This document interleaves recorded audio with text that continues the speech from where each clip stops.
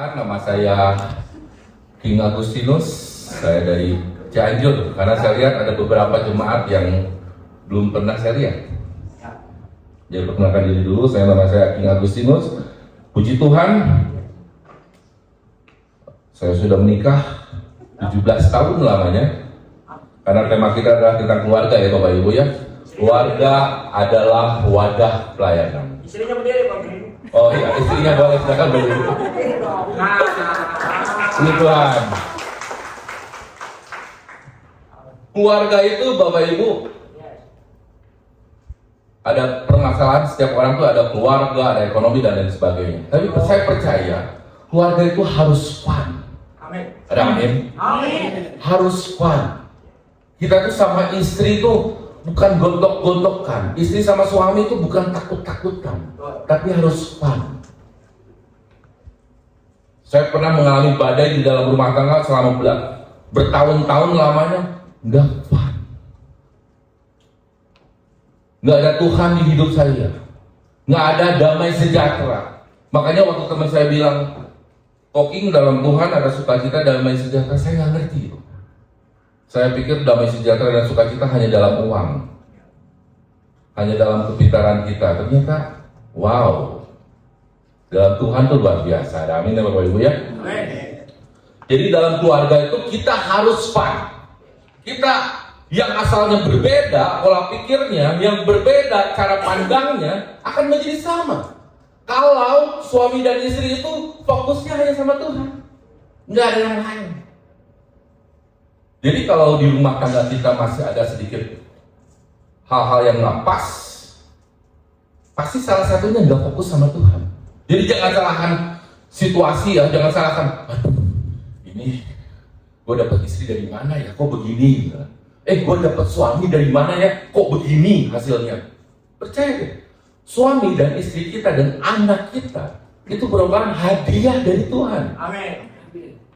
Tugas kita sebagai kepala rumah tangga, terutama suami dan istri, bagaimana karakter surga itu masuk ke hidup kita. Ada amin Bapak Ibu? Amin. Jangan karakter dunia yang di luar, yang menurut kita benar. Karena kita belum benar, yang benar hanya Kristus. Ya, yang benar hanya Kristus. Jadi kalau suaminya marah-marah ke istrinya, saya benar. Istrinya bilang, yang benar Kristus. Istrinya marah-marah ke suaminya, istrinya bilang, saya benar loh Pak. Enggak. Suaminya bilang, enggak mah, bukan mama yang benar, Kristus yang benar. Ada amin? Amin. Ya, jadi jangan merasa kita paling hebat. Oh, menikah Koking udah 17 tahun. Pasti paling benar ya, enggak lah. Di sini banyak senior yang mungkin nikahnya udah lebih dari segitu lamanya. Enak pul. 70. Oke. Puji Tuhan ya. Jadi harus Kristus yang benar, bukan siapa saja di antara kita ya. Jadi bukan suami, bukan istri, dan bukan anak kita. Jadi keluarga adalah wadah pelayanan kita. Kolose 3 ayat 18-21, hubungan judul perikopnya hubungan antara anggota-anggota rumah tangga. Ayat 18-nya, hai istri-istri, hai, tunduklah kepada suamimu sebagaimana seharusnya di dalam Tuhan. Amin, istri-istri. No bener. Di gereja amin, di rumah aman. Di gereja amin, di rumah Tuhan. Nasib apa ya? Ngomong ke anaknya, tuh ya, jangan kayak papa kamu. Tuh ya, jangan kayak papa kamu. Jangan ditiru dan sebagainya. Istri-istri ingat ya. Di Kolose 3 ayat 18-21 Rasul Paulus menuliskan, hai istri-istri, tunduklah kepada suamimu. Tunduk tuh bukan berarti begini ya. Bapak-bapak juga jangan sampai salah ya. Jangan sampai, hei kamu, begini ya. Jangan seperti itu juga. Nanti istri-istri marah juga. Jadi tunduk secara kasih. Kita tunduk sama suami karena kita mengasihi Tuhan. Yes. Gitu konsepnya. Kita sayang sama suami, kita taat sama suami, konsepnya karena kita sayang Tuhan. Karena Tuhan sudah terlebih dahulu sayang sama kita. Kita percaya Bapak Ibu ya, hal-hal yang Tuhan berikan kepada hidup kita, apapun itu pasti baik buat kita ke depan. Amin. Itu udah pasti benar untuk kita ke depan. Amin Bapak Ibu. Amin. Jadi istri-istri harus tunduk kepada suami sebagaimana seharusnya di dalam Tuhan. Oh, Pak, tapi kalau suami kita nggak benar gimana? Ya kita bisa ngomong baik-baik. Hargai. Ingat ya istri-istri ya, kunci membahagiakan suami itu hormati suami. Apapun profesi suami kamu, apapun penghasilan suami kamu berapa, apapun permasalahan yang sudah suami kamu perbuat, kamu tetap harus mengasihi suamimu. Yesus, Rasul Paulus membunuh orang Kristen. Yesus tetap pakai loh Rasul Paulus. Setuju ya? Jadi kalau kita di hidup kita ingin serupa dengan Kristus, kita pun harus seperti Kristus mengasihi Paulus. Jadi nggak ada alasan kita nggak bisa tunjuk sama suami kita. Kita selalu lihat, oh Yesus aja mengampuni Rasul Paulus. Oh Yesus aja mengampuni Rahab. Jadi nggak ada alasan apapun hal-hal yang kesalahan yang kita buat, istri-istri jangan selalu ingat masalah yang dulu-dulu suaminya. Wah, 15 tahun yang lalu ya, 10 tahun yang lalu ya, kamu membuat saya. Aduh, jangan. Lupakan. Kita juga kan berbuat dosa setiap hari sama Tuhan. Ingin dilupakan kan sama Tuhan. Jadi, istri-istri, tunduklah kepada suami dengan kasih ya. Ayat 19, hai suami-suami. Kurang pas. Hai suami-suami. Jadi kelihatan ya tingkat kasih sayang suami ke istrinya dari suaranya. Hai suami-suami, kasihilah istrimu dan janganlah berlaku kasar terhadap dia. Amin. Oh Koking, saya nggak suka berlaku kasar sama istri saya. Cuman kalau saya nggak suka muka saya ditekuk aja. Sama aja. Sama. Saya sering begitu. Istri saya sering marah sama saya. Kok kamu pulang kantor kok begini mukanya? Ya, gimana gue aja kata saya.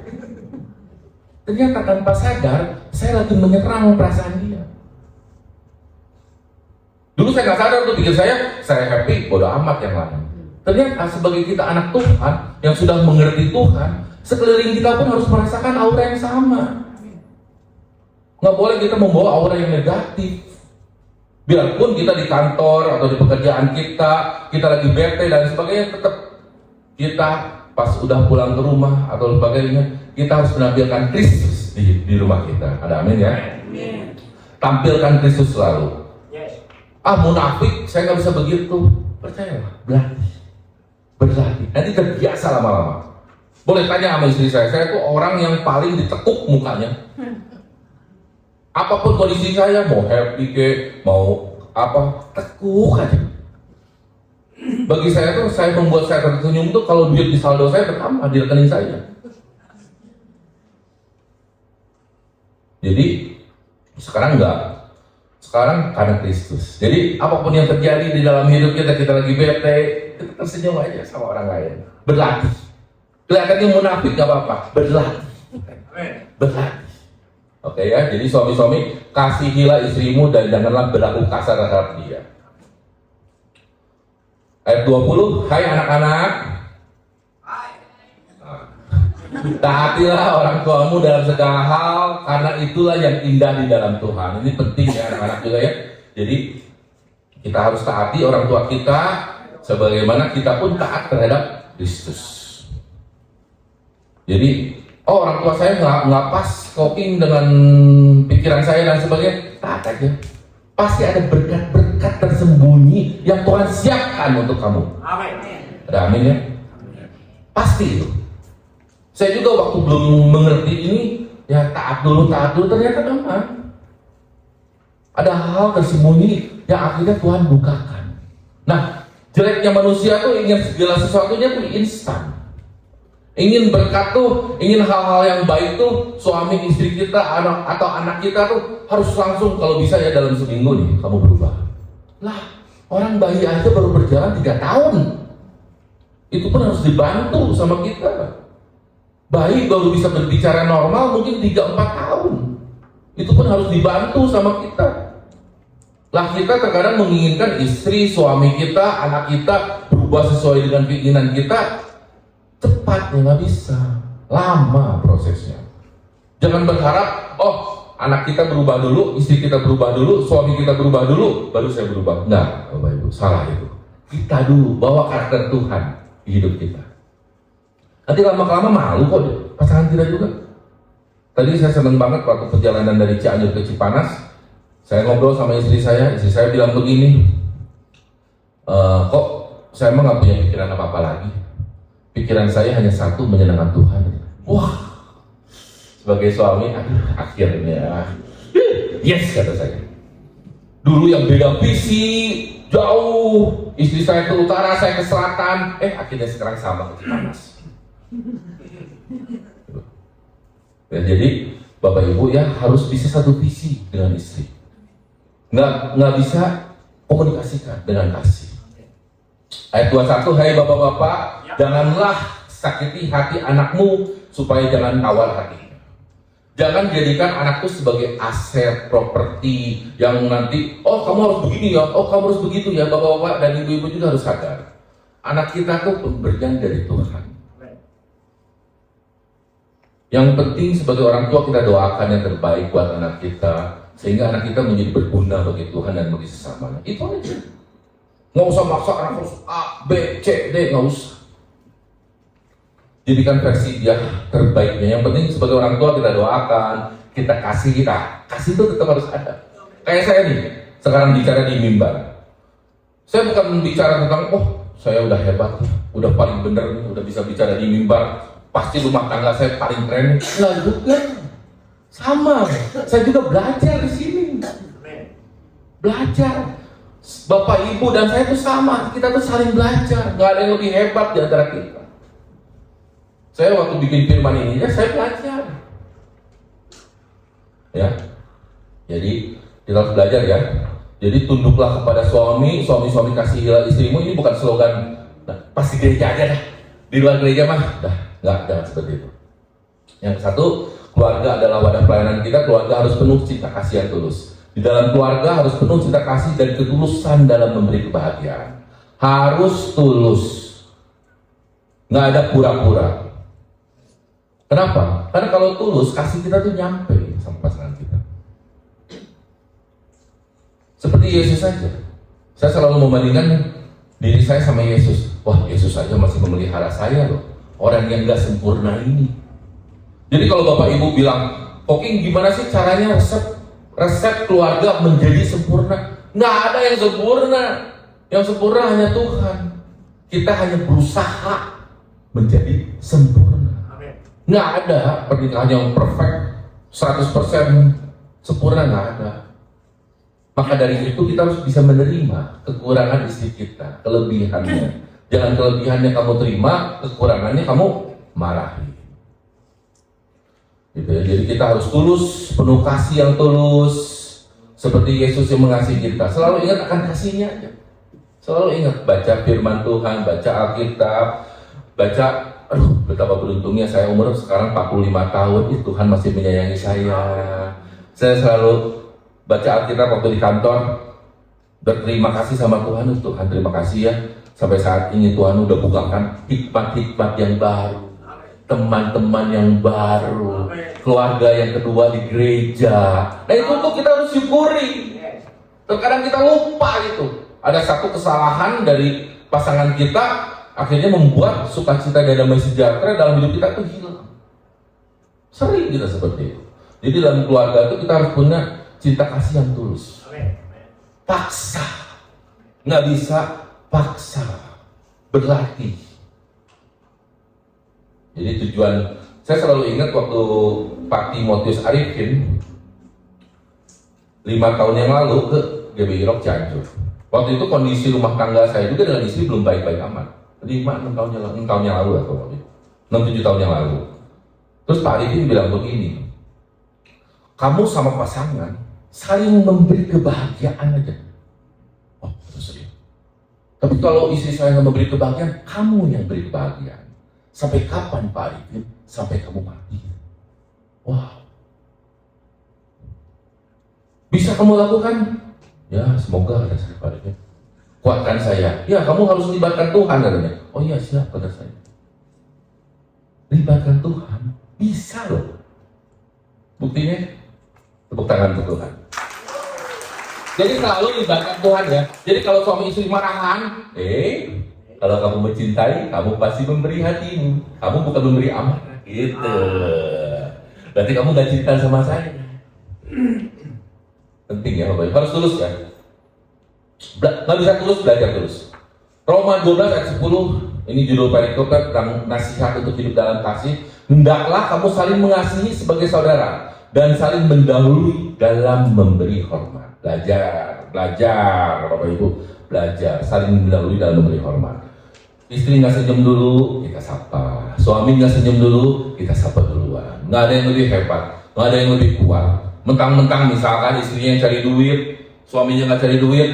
Nih Pak, rumah tangga ini gimana saya? Sekarang saya sebagai kepala rumah tangga, karena Bapak nggak berfungsi lagi. Nggak seperti itu juga. Seorang suami tetap berfungsi sebagai kepala. Istri tetap apapun itu, biarpun istri yang mencari duitnya lebih banyak, tetap harus tunduk dan taat sama suaminya. Suami itu hanya ingin dihormati, istri ingin kasih. Udah itu aja kuncinya. Kalau kamu bisa menghormati suamimu dengan baik, dengan benar, percaya rumah tangga pasti beres. Sama kayak suami pun mengasihi istri dengan tulus, dengan benar, pasti beres. Pasti beres. Ya, jadi harus saling mengasihi ya, dan saling mendahului dan memberi hormat. Mazmur 133 ayat 1, judul perikop itu tentang persaudaraan yang rukun. Nyanyian ziarah Daud, sungguh alangkah baiknya dan indahnya apabila saudara-saudara diam bersama dengan rukun. Ada kata-kata diam bersama dengan rukun. Amin. Amin. Terkadang di rumah tangga kita, anak nih mau ngomong sama orang tuanya, benar, diam dulu kamu. Ya kan? Suami kita bilang, istri bilang, udah Pak, saya nggak mau dengar lagi cerita tentang kamu. Kamu udah berulang kali menyakiti hatiku. Suami yang minta maaf ke istrinya juga, udah Pak, saya nggak akan memaafkan kamu. Luka kamu yang kamu perbuat 15 tahun yang lalu akan saya ingat selamanya. Repot nih kalau kayak gini. Belajar diam, introspeksi diri kita. Apakah kita juga udah serupa dengan Kristus? Belum tentu kita nikah lagi dengan pasangan lain membuat kita lebih bahagia. Ada beberapa teman saya yang bercerai di umur 44. Akhirnya mereka menikah lagi di umur 45. Ada 2 di grup WA saya yang menikah lagi. Terus saya tanya, kamu lebih bahagia? Enggak. Gue nyesel banget. Anak jadinya terpecah. Anak pertama sama istri saya, anak kedua sama saya. Jadi bercerai itu bukan solusi Bapak Ibu. Jadi kalau ada manusia yang bilang ini solusi terbaik saya, waduh. Ini nggak ada pemimpin. Nggak ada, nggak akan pernah ada lah. Jadi itu bukan solusi Bapak Ibu ya. Jadi solusi kita tetap dalam Tuhan. Kalau suami kita belum pas dengan pola pikir kita, atau istri kita belum pas dengan pola pikir kita diam aja, berdoa sama Tuhan. Itu kuncinya. Jangan hakimi. Jangan kita, saya baik di luar baik, di rumah tangga kita dar door. Jangan seperti itu. Next, keluarga harus menjadi teladan. Yang penting Bapak Ibu ya, di dalam keluarga harus bisa menjadi teladan. Bagaimana istri kita atau suami kita mencontoh kita kalau kita belum menjadi teladan? Belajarlah. Follow the leader. Follow orang-orang yang rumah tangganya sudah berbuah. Follow. Jangan malu kita belajar dari orang-orang yang sudah berbuah. Sama ya, kayak kita berbisnis atau bekerja, follow orang-orang yang sudah punya penghasilannya baik. Follow mereka. Orang yang paling punya kasih Yesus Kristus, kita follow Yesus Kristus. Orang lain bisa, kenapa kita nggak bisa? Follow. Kita rendahkan hati kita untuk saling belajar. Saya sebagai seorang pengusaha untuk memfollow Pak Ampi itu beratnya minta ampun. Tapi saya ngerti, Pak Ampi dipilih oleh Tuhan menjadi gembala sebuah gereja, pasti ada buah roh di situ. Makanya saya harus follow. Biarpun keinginan daging saya yang nggak mengatakan seperti itu. Kenapa? Karena saya seorang leader di bisnis saya. Jadi penting ya Bapak Ibu ya, kita harus menjadi teladan di dalam rumah tangga kita. Karena kalau kita mau baca Alkitab 5 kali bolak-balik pun, kalau kita belum bisa menjadi teladan, orang nggak akan melihat Tuhan Yesus kok di diri kita, nggak akan lihat kok. Percuma. Khotbah kita mau sehebat apapun, percuma. Saya udah Kristen 8 tahun, saya sering mengikuti para hamba Tuhan khotbah di YouTube atau di gereja Pas sudah beres khotbah ya saya ingat apa? Apa ya buahnya dia? Gitu. Buahnya. Penting ya Bapak Ibu ya, kita harus menjadi teladan. Dan jadikanlah dirimu sendiri di Titus 2 ayat 7. Judul perikopnya kewajiban orang tua, pemuda dan hamba. Ini Titus itu ditulis oleh oleh Rasul Paulus ya. Di pemimpin gereja di kota Kreta. Dan jadikanlah dirimu sendiri suatu teladan dalam berbuat baik. Hendaklah engkau jujur dan bersungguh-sungguh dalam pengajaranmu. Jadi penting kita harus menjadi teladan supaya anak kita pun merekam kita ya. Terkadang orang tua suka lucu ya, ingin anaknya sukses dalam segala hal. Kamu harus bisa masuk universitas ya, kamu harus bisa seperti ini. Nggak bisa lah. Anak tuh kadang melihat kita di rumah. Ya, kalau kita sering ribut dengan pasangan kita, anak tuh akan merekam itu Bapak Ibu. Kalau kita sering marah-marah terhadap pasangan kita, anak pun akan melihat itu. Jadi kalau Bapak Ibu sayang dengan anak-anak Ibu, berikan yang terbaik buat anak kita, bukan berikan yang terburuk. Mana ada sih orang yang kalau memang benar sayang memberikan yang terburuk? Kan nggak ada. Kita sayang sama istri kita, kita pasti ingin memberikan makanan yang terbaik juga buat istri kita kan. Seperti itu.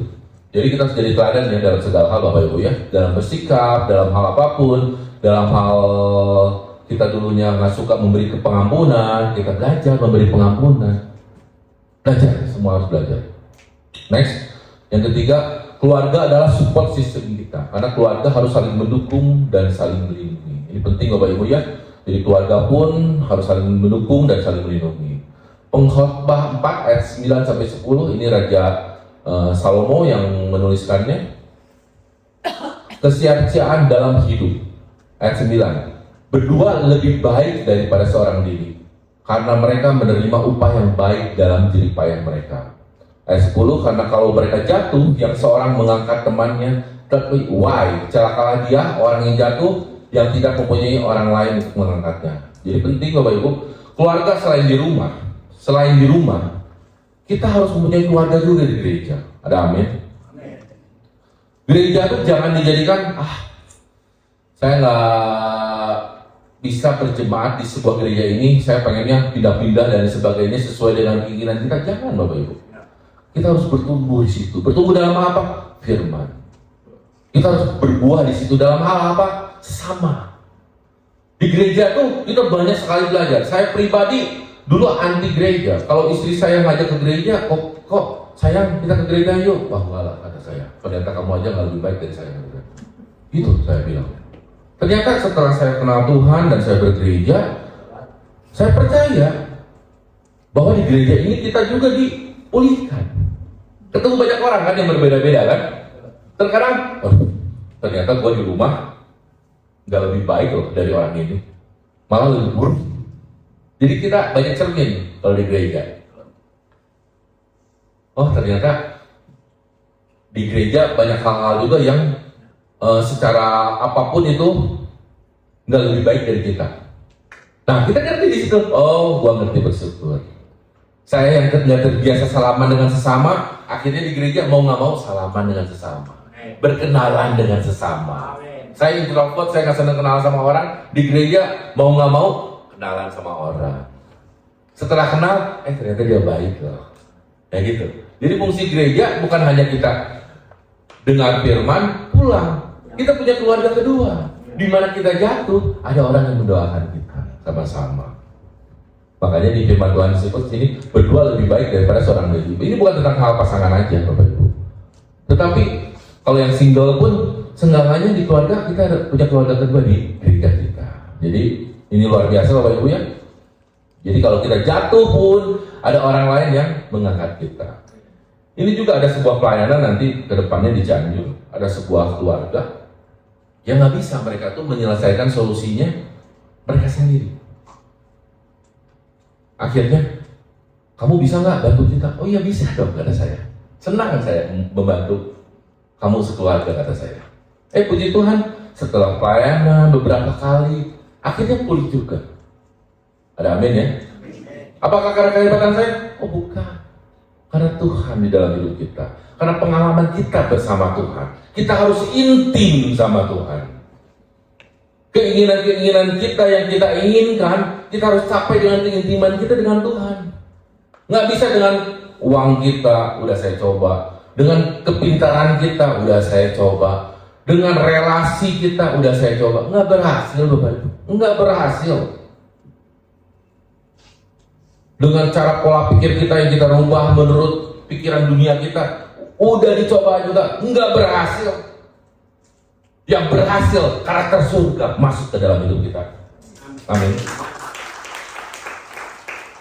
Jadi banyak orang Kristen bilang begini, Koking kita kan menuju surga, jadi kita bawa orang menuju surga. Bukan begitu konsepnya, Bapak Ibu. Di Rock Representative of Christ Kingdom, bukan gitu konsepnya. Konsepnya, kita karakter surga, karakter Tuhan masuk ke dalam kita, sehingga kita menjadi terang, sehingga kita menjadi garam bagi sesama kita. Akhirnya orang lihat, ada Kristus loh, akhirnya gua mau ke gereja. Itu konsepnya. Jadi karakter surga masuk ke kita. Di pemuji musik silakan. Family as a ministry, keluarga dan pelayanan kita. Keluarga harus penuh cinta kasih ya Bapak Ibu ya, yang tulus. Yang keduanya, keluarga harus menjadi teladan. Ini saya sampai tulis merah, kenapa? Karena ini penting banget. Kita harus menjadi teladan. Karena kalau tanpa teladan, kita nggak bisa memberkati orang lain. Sulit, orang lain melihat kita dari mananya sih? Saya bicara tentang bisnis misalkan, saya bicara tentang kebaikan keluarga saya misalkan. Tapi tanpa buah, orang lain hanya lihat, lu kayaknya omdo deh. Ya kan? Akhirnya akan ketahuan kan kepalsuan kita itu seperti apa. Kenapa? Karena kalau kita sudah dalam Tuhan, buah itu pasti muncul keberkahan. Kita nggak usah ngomong pun orang tahu kita sudah berbuah. Ada amin Bapak Ibu? Amin. Kita nggak usah gembor-gembor ke orang lain, kita hebat, kita pinter, kita diberkati, nggak usah. Orang lain melihat terang di dalam hidup kita, Bapak Ibu. Kita nggak usah bilang anak kita, istri kita, suami kita nggak usah marah-marahi, nggak usah. Dengan kita berkelakuan seperti Kristus, hati, pikiran kita, anak kita pun lihat. Gak usah capek-capek kita menegur, memarahi mereka. Jadi penting karakter Kristus ini. Bapak Ibu bosan mendengarkan seperti ini, ya karena kita belum mengenakan secara penuh. Kalau kita sudah mengenakan jubah Kristus secara penuh, secara benar, percayalah, khotbah siapapun di dalam gereja, kita akan menyukai ini. Ada amin? Benar Bapak Ibu. Dulu saya tuh pilih-pilih orang dalam berteman, dalam dengarin pendeta khotbah tuh pilih-pilih orang. Kenapa? Karena saya belum pakai jubah Kristus. Tapi kalau kita sudah pakai jubah Kristus, hati Kristus, pikiran Kristus, siapapun orang yang ada di depan kita, itu teman bagi kita. Kita tuh ingin memberi buah buat mereka. Itu loh, itu luar biasanya Kristus. Kita akan punya sukacita, damai sejahtera yang melampaui akal. Dulu waktu ada firman Tuhan seperti ini, saya pikir ini candaan. Ternyata enggak. Firman Tuhan itu benar, ya dan amin. Saya orangnya logika banget Bapak Ibu, sangat logika banget. Nggak masuk akal, saya coba dulu praktekin ya. Kebetulan saya puji Tuhan ini, saya orangnya seneng mempraktekkan. Biarpun itu nggak masuk akal. Ternyata itu membuat saya pelan-pelan belajar menjadi Kristus tanpa saya sadari itu. Jadi kita pun seperti itu.